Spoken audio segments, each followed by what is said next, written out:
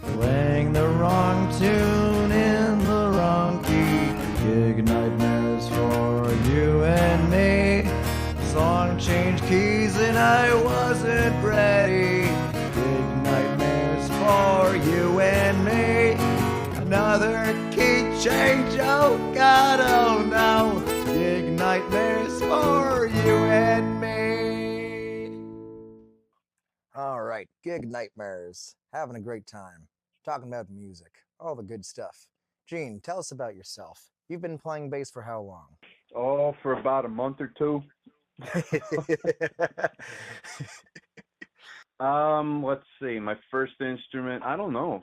Well, my first instrument was actually a guitar. That was before I was even in school. I remember our babysitter used to come over and she would sing and then start teaching me how to do chords and simple stuff like that. And oh, geez, after that, I think it was drums. My parents actually gave me or wanted me to go for drum lessons because they thought that it would be therapeutic for me to release some of my anger issues, so they said. Yeah, right. Do you remember when your first gig was?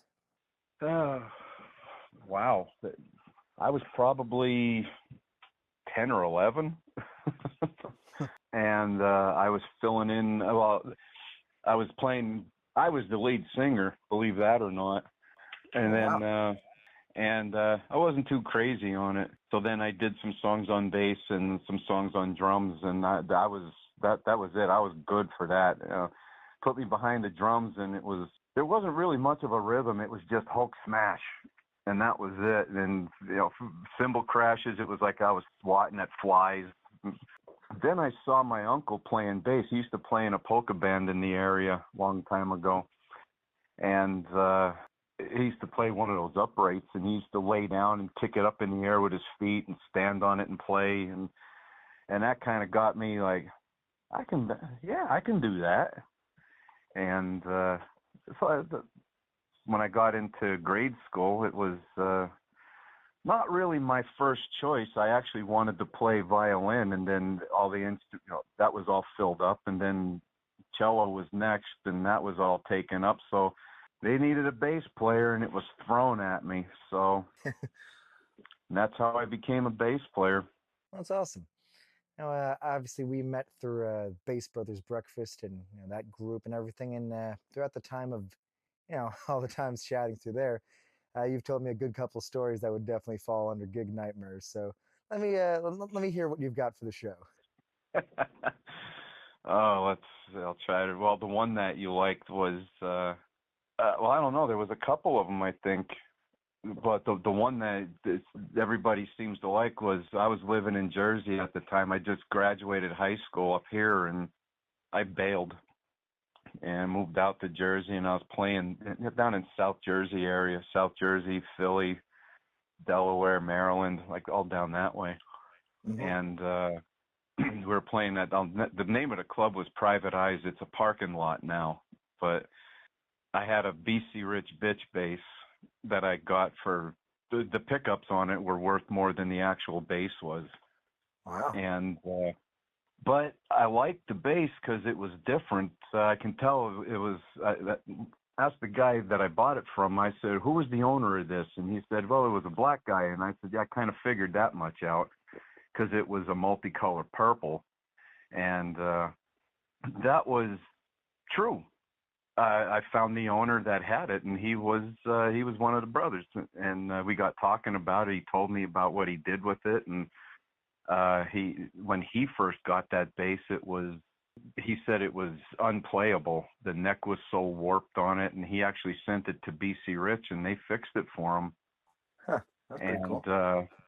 Yeah, and when he got it back from BC Rich, he put DiMarzios in it, and the thing I liked about it was all one piece, and the sustain on that thing, everything was just incredible. So when I say I damn near cried, I just about did. We were playing, and at that time, everybody was spinning their guitars around them, and that was the big thing back then, like the mid-'80s. And I was standing on the PA system, and I didn't realize how close to the drop ceiling I was. And instead of spinning it backwards like most people did, I decided to throw it forward. And when I did that, I put everything I had behind it to make sure it spun around me all the way, and threw it straight through the drop ceiling, and it got hung up in the lumber up in the ceiling. And they had their their bouncer come by, and at that time, he was going 350 easy, and it wasn't budging. He was doing pull-ups on it. Jeez. And the guy that was on stage with us, I get, if you want to call it a roadie, I have a Fender P bass that doesn't leave the house very often, but I had that. That was actually my first real name bass, and but he put that on me, and he said, "Finish the show, asshole, cry later." And it was so hard for me to finish because there's my bass hanging in my face. And I imagine like the whole audience is just like looking up, just in awe of that. Nothing. They loved it. They're screaming and carrying on. And but afterwards, the club owner came up to me, and he actually gave me more than I paid for the bass, and he put a casing around it so nobody would screw with it. And he said, "Would you sign it for me?" And I was like, "I want my bass. I don't want to sign it away." But yeah, that was that, and so that was one of my disasters. Any idea what happened to the bass, since you said the club is no longer there? I have no idea. I'm sure it's toothpicked somewhere by now, but I don't know. Once I got the money and I walked out of there, I played there a few times afterwards, and it was kind of like a bittersweet thing. Seeing it hanging there was, it used to bring me to tears, but I'm thinking, you know what, I got paid a lot more than I paid for it, so what are you crying about? But yeah, so that's pretty much how everybody knew me down in that area, was launching my bass through the ceiling. And never did it in that direction again. It was always spin it, grab the headstock and throw it. I never spun it forward again. Again, it's one way to learn. Yeah, the hard, expensive way. But some other ones was playing up. Well, when I moved back here, this had to be, I guess, in the early '90s. I was playing in a band, and we were up towards the Wilkes-Barre area. And at the end of the night, when it, the happy time comes, when it comes time to get the money, yeah, I was. After that, I was the wrong one to send to go get the money. And I tell people, anybody I'm involved with in a band, I'm not the guy you want to send to collect. So we had a money agreement, and come the end of the night, it wasn't even close to what we were supposed to get. And the bar manager, I think she was, said, "Listen, this is what I was told to give you. Take the money and get out of here." And I said, "Listen, that's the wrong attitude. I didn't come at you with an attitude. I just asked you, where's the rest of my money?"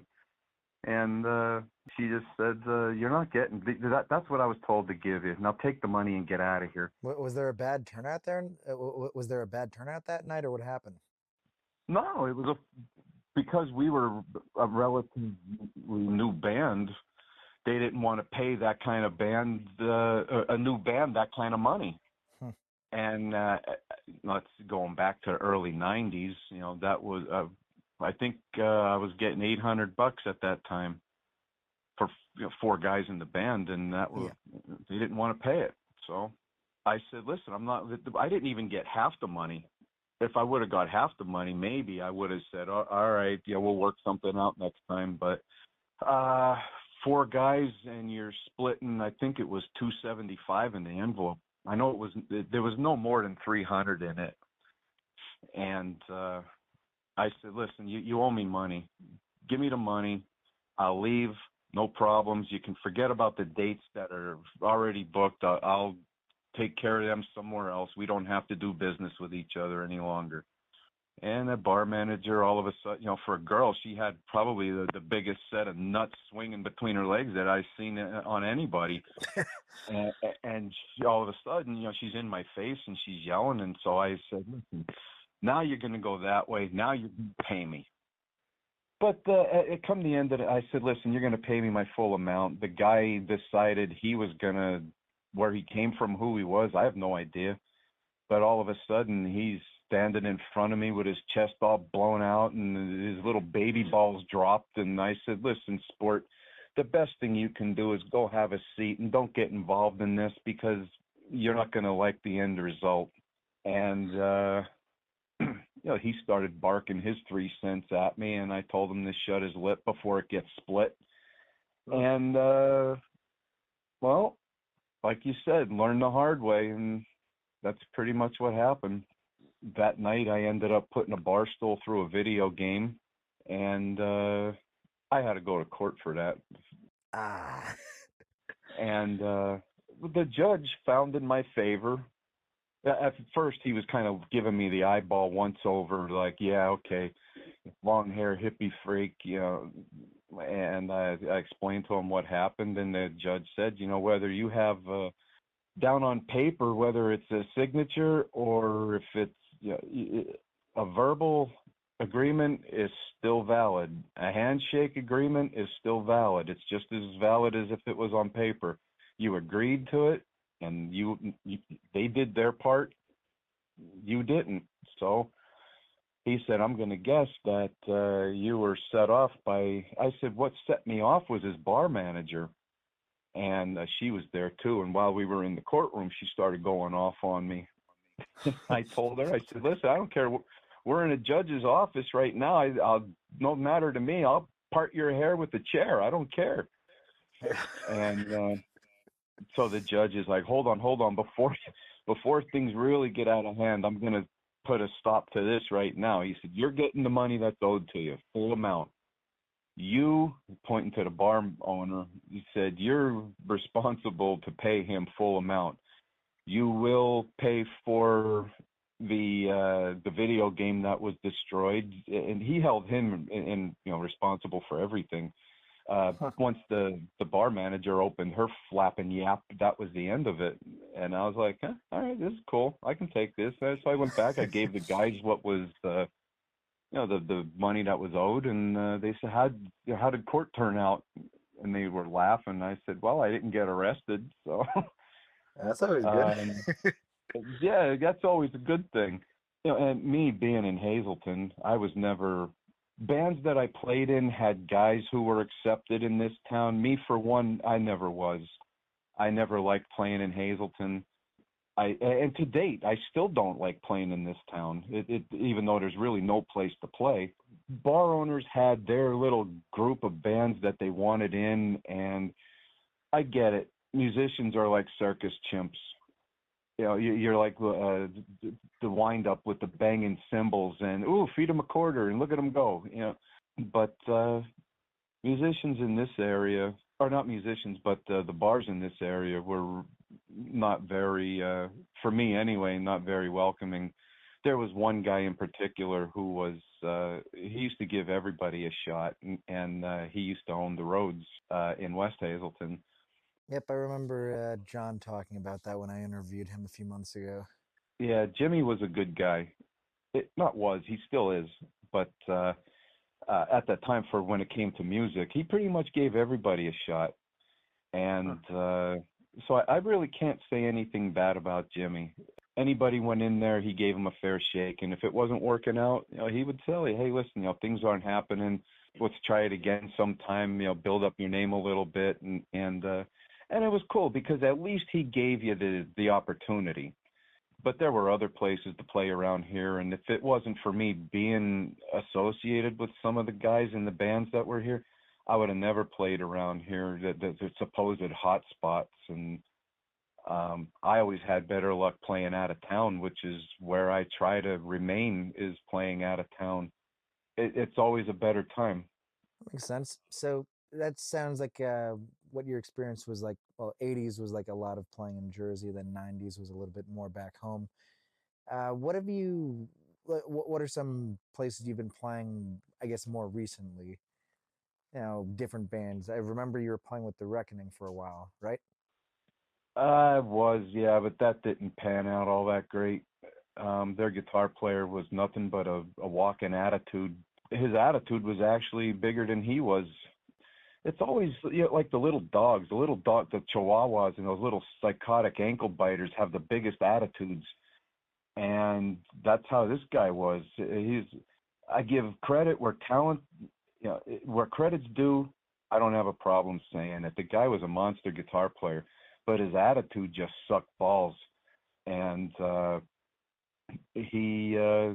just was one of the things that pissed me off the night that we went to practice. And when we got there, I told them, I don't care how you do this, but you could take this band and stick it straight in your ass. And that very night, the drummer bailed out too. He's now he's with Gabe over in Rockstar Revolution. Oh, cool. And 'cause I used to play in a band with him. The band was Angetta back when, and that's where I first met Bruce. He was an awesome drummer. But it's funny you mentioned that. It reminded me of it gave me a flashback of a fill-in gig I did earlier this year. I'm not going to mention the band, just out of respect, but like I was playing kind of like a bit of a dive bar outside of Philly, and I get there 2-3 hours before the show to set up. I was filling in on bass, and I see the drummer loading in his drums. So I get out of the car, shake his hand, and say, "Hey, my name is Max. I'm filling on bass with you guys tonight." Just making small talk, and I say, "Oh, so how long have you been with the band?" So he says to me, "This is my third gig with the band, and I'm quitting after tonight, and you'll see why." It's like, "Oh, that's great." uh, and I'm trying not to go into too many details of the gig itself, because I'm not trying to like. But yeah, I mean, pretty much walk in there. It's a smoky dive bar. There's 10 people sitting at the bar, and I just have a gut feeling. This is going to be the whole audience, isn't it? So sure enough, we start like 2 hours later. My dad actually came to the show. He drove something like 2.5 hours to be there. Bless him. That's cool. But then we're playing, and each song, it just seems like it's getting kind of worse and worse. Like we're playing, some of the songs are like passable, but then some of the songs, like the band just kind of goes off, and it's like we're playing Sweet Home Alabama, and the guitar player is just playing like these crazy solos that sounds like Primus, and it's like, what the hell is going on here? So I think it gets around to we were supposed to play 4 sets, and at the end of the first set, I'm just there with my dad drinking a beer, and I'm just thinking, oh man, this sucks so bad. So then it's the second set, and we have like another beer, and we're just thinking, oh man, this sucks so bad. But then the band leader comes up to me and says, "Okay, Max, the bar told us to pack up and go home. Here's your pay." It's like, this is great. I didn't even have to, like, I mean, the band's pay got cut, but me as a fill-in, I still got paid the full amount I was promised. So I'm just thinking, this is great. Because like with the technically the hourly rate that I was making, I was doing great. It was awesome. Yeah, doing fill-in stuff's not all that bad. I used to do that a lot. In fact, I was just doing it for a band up here. Their bass player had some serious medical issues that he had to have taken care of, and they needed a bass player. And I said, "Yeah, sure, I'll help you out, no problem." Yeah, it's always. Yeah, I've honestly had a mixed sort of bag with it. Most of my experiences doing fill-in gigs have been great, where the band leader messages me. They say, "Oh, here's the details of the gig. Here's the amount we can pay you." I'm like, I know the rate that I set for myself, and so they'll say that they'll give me the details. Maybe we'll do like one rehearsal or whatever beforehand. We'll play the gig, and it'll be great. And even like in a situation where, like, okay, if the band set gets cut short, or if they don't have a great turnout and their pay gets cut short, well, they still usually give me the amount that they promised me, which is nice. But I did do, again, not naming any names, like there was this one gig I did at a theater down in South Jersey. It was a benefit show, but I was still under the assumption that I was being paid because, well, we were told we were going to get paid. So the gig comes around and we play. And on that gig, there was, besides myself filling in on guitar, there was also a fill in bass player and a fill in drummer because the band I was playing with was going through a transition period, but they still wanted to play the show. So, whatever. So, we play the show, and, there's pretty much no one there, but whatever. Again, I'm a fill in. I don't really mind. So, I play the show, and then afterwards, when I'm asking for the pay, they say, oh, well, it's a benefit show, so you're not getting paid. So I'm kind of a little bit pissed, but whatever. I'm not going to cause a big scene. But then as I'm leaving, I see the band owner paying the fill-in bass player and the fill-in drummer. They both got paid. So I'm thinking, why am I not? Yeah, That's what the the hell's one going on time. here? That's, I think, been the one time doing fill-in gigs that I got burned. But for the most part, it hasn't been too bad of an experience. Yeah, we used to give club owners the option. We used to do 2 long sets, and we said, if we play the full night, obviously we get paid the full amount. Yeah. If we do half a night, okay, we'll take half the money and take it from there. Okay, great. If when we go on break and you decide, once we start playing, after break's over, it doesn't matter what you say, we're still getting paid a full amount. If we play one song, we 10 to 2 were the hours then. And I said, after midnight, we do one song, we get paid full amount. Well, we did one song and he cut us short, and then he decided he was going to try to burn us with money. And I said, listen, that's not something that you want to do. All right, if you want to practice bad business, by all means, you feel free to do so, but don't do it with me, because I'll renovate this place and don't think I won't. And I've at some places I actually had that reputation of doing it, because at a few places I actually did it. Oh no. One place that I went and cleared out all the Jack Daniels before I did anything. Then I started whipping tables over the bar and bar stools, and he's like, what the fuck are you doing? I said, I told you don't piss me off. But I'm told that I mellowed out in my age. I don't know if that's true or not, but I was told that I mellowed out a little bit. I'm not the guy that goes and gets paid at the end of the night. I want nothing to do with that. Yeah, I can see why. I guess that's a plus for the band and the club. So how many places do you think you've, quote unquote, renovated over the years? Oh, well, it's over 20, I'll tell you that. 20? Yeah. Yeah. Gene. What? You asked and I answered. I'm not. Hey, I haven't done any recently or in the last couple of years, but yeah, I'd say over the time that I started playing, like seriously started playing, and up until probably before COVID. So, like, of those 20-ish times, how many do you think? Well, I mean, obviously, like you mentioned, there was the one with the court date after like the video machine getting smashed. Were there any other times that turned into further issues, or? Well, I guess when I would pick something up and head towards a video game, they kind of changed their tune a little bit. And so I said, look, that's all you had to do in the first place. Don't be a dick. Just pay me. We did our part. You do your part. If you don't want us back, just say so. And that's not a problem. But you're going to burn me? No. I guess, it wasn't too much longer after, let's see. Well, I guess the renovation, I probably should have called it a renovation tour. That started in the 80s.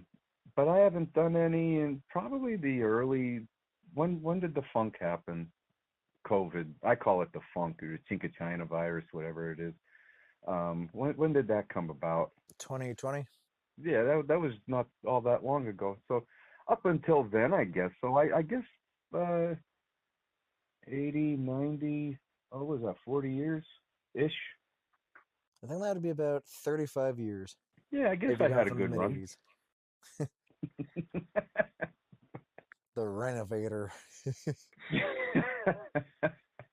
But there were some that it ended before it got really bad. There were times where they weren't going to pay us, and I decided to go on a shopping spree, and that's where I would go find the booze stash, and cases of Jack would go out in the van or the truck. And the one band I was with, we were playing a place up in Mountaintop, and they decided not to pay us what we were. They didn't even give us half, so we're like, okay, no problem. I forgot how much stuff we walked out of there with. Well, I shouldn't say walked out, because it just miraculously showed up in one of the drum cases. And, yeah, all kinds of, because it was a restaurant slash bar where they had bands, and there were steaks and all kinds of, like, not the little chintzy steaks that you get. I shouldn't knock chintzy stuff, but they were the top price stuff on a place's menu list, like tenderloins, beef loins. Yeah, Yeah. there was. I think the one place, the time we played in Mountaintop, there had to be at least, oh, I don't know, 10 or 15 of them with us. Them plus a couple cases of Jack. I think somehow in the mix there was a case of rum or vodka. I don't know how that got in there, but oh yeah, there was. We got paid, one how or the other. We got paid. Well, now I'm just curious because when I was interviewing John DeLauer, he was telling me about, similar sorts of things where, like, well, if the band doesn't get paid, they would just like take all the liquor off the wall. So now I'm just curious how many times this would happen with bands, and like if any of these clubs ever like insured specifically for that instance happening. Like, was it cheaper to like pay for like insurance to have like, their stuff stolen as opposed to just paying the band? That's what I'm It wondering. probably it would have just been cheaper to pay the band and be done with it, but they had to get stupid, and stupid people need education, so they got educated. And I don't, so like I said, there's cases of booze and all kinds of foods and wall mirror, like the beer mirrors, Yeah. all kinds of stuff, Smirnoff mirrors, Coors mirrors, um, carpets. Something we just rip it right off the floor and throw it in the truck.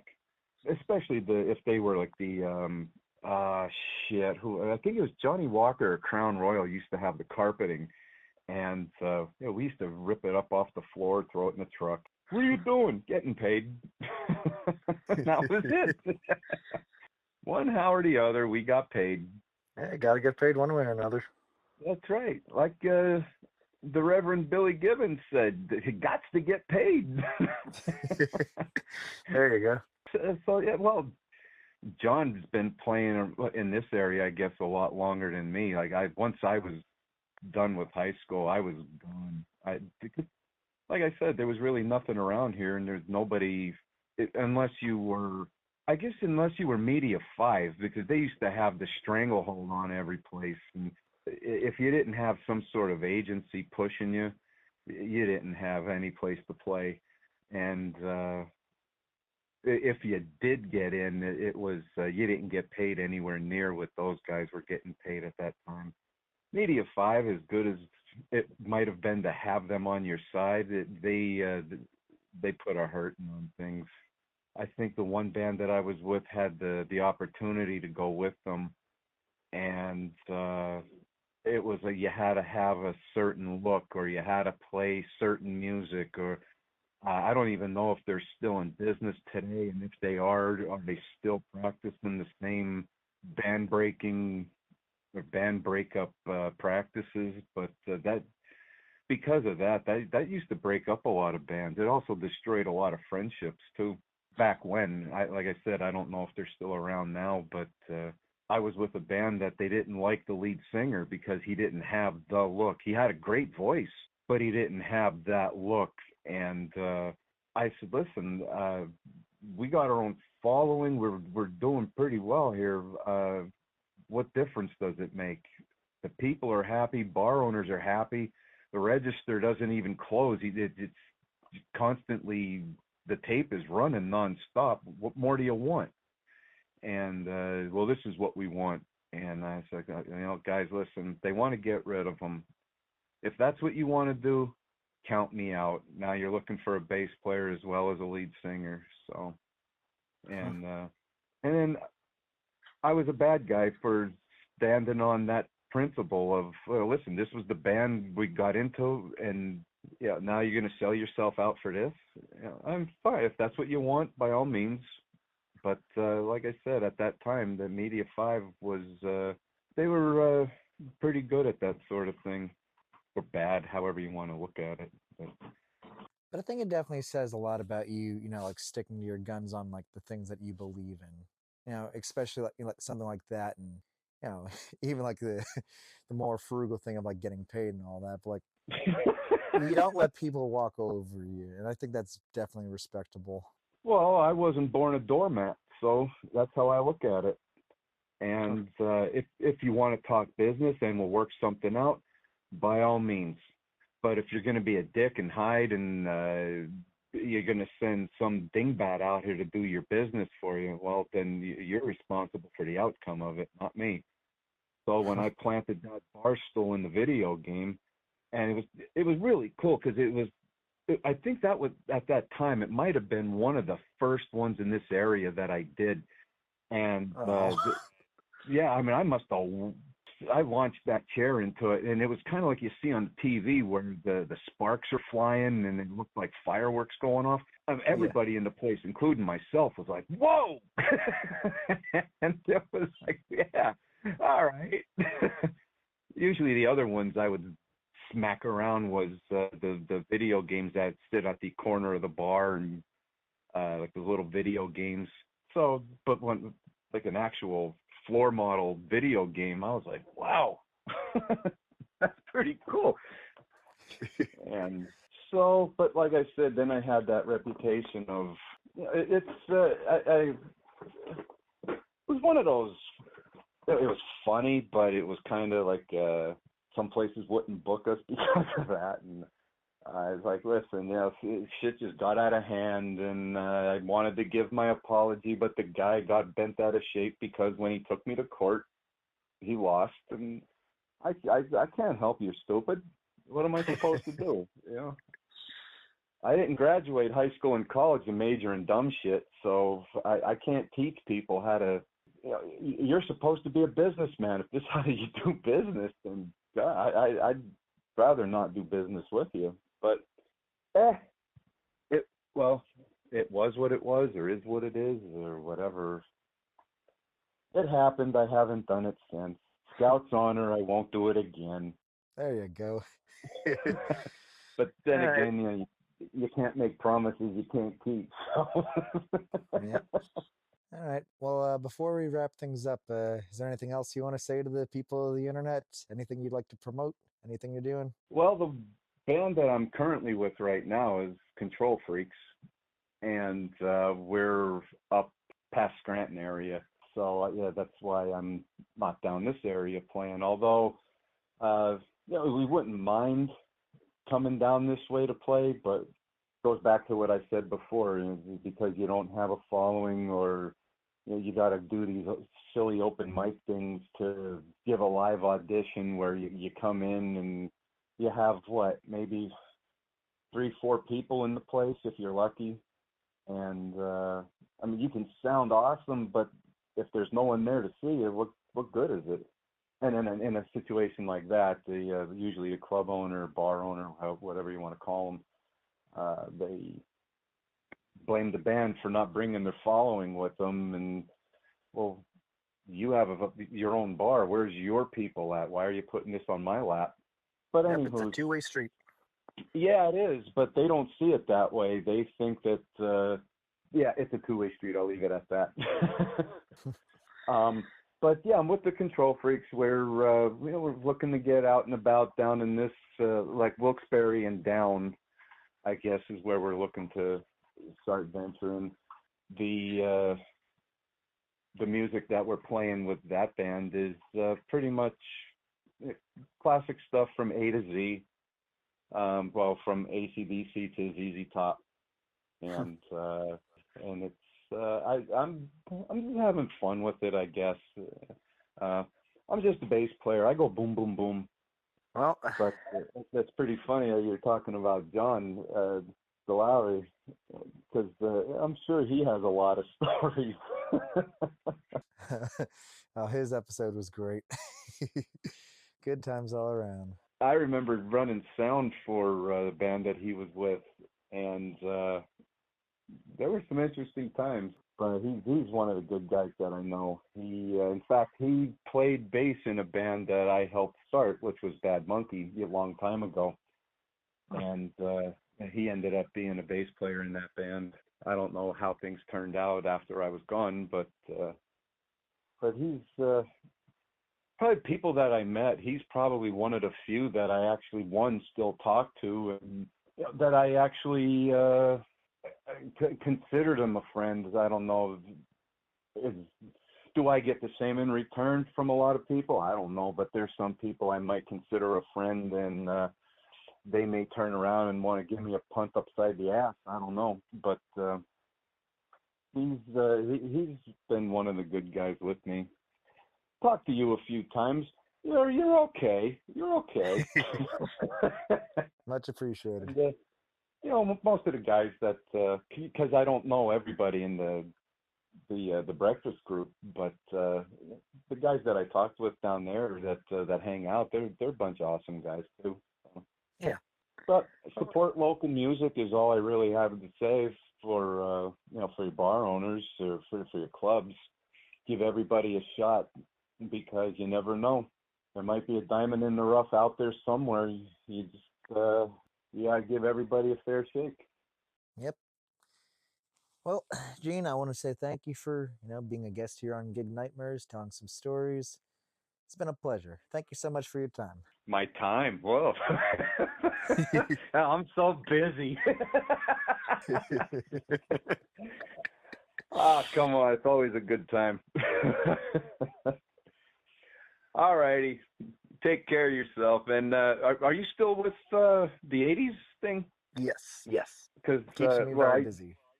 Oh, because I see some of the places you played when I used to live down in South Jersey. But I haven't seen anything put up recently. That's why I asked. It's the off season. It's a bit slower. Oh, that's right. Now they should be picking up about now, huh? Or sometime soon. Probably not really until like more towards summer. Oh, really? Yeah. I mean, again, it's the off season. People don't really want to be out traveling as much.